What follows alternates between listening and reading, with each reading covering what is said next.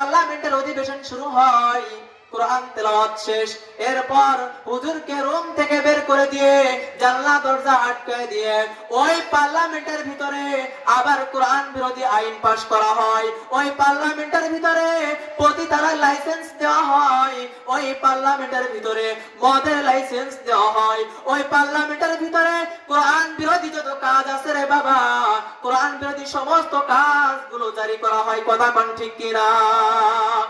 এইভাবে করে মুসলমান, আমরা মুসলমান এরকম করে প্রতিটা জায়গায় প্রতিটা পদে পদে এই কোরআনকে শুধু তেলাওয়াতের মধ্যে সীমাবদ্ধ রেখে নিজেকে যারা কোরআনের শিক্ষা নিজেদের জীবনে প্রতিফলিত করে না, কোরআনকে শুধু তেলাওয়াতের মধ্যে সীমাবদ্ধ রেখে যারা নিজেকে ইমানদার মুসলমান বলে দাবি করে, তারা আজও পর্যন্ত তারা আদৌ ইমানদার হইতে পারে নাই। এরা হচ্ছে ইমানদার নামে টাটকা মুনাফিক। কথা কোন ঠিক কিনা? প্রিয় ভাইরা আমার, মুনাফিক এটা একটা খুব ডেঞ্জারাস ক্যারেক্টার, এটা একটা খুব সেনসিটিভ ক্যারেক্টার। কেন আমি ডেঞ্জারাস বললাম?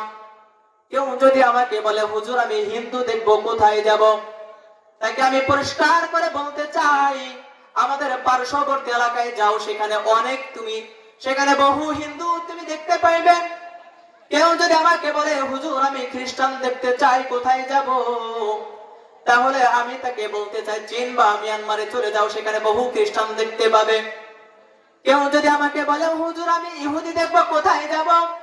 তাহলে আমি তাকে বলবো ইসরায়েল চলে যাও, সেখানে বহু ইহুদি তুমি দেখতে পাবে।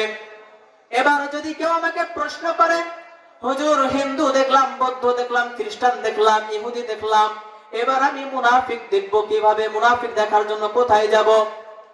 হে মুসলমান আল্লাহর গোলাম, মুনাফিক দেখার জন্য বাহিরে যাওয়া লাগবে না রে বাজার।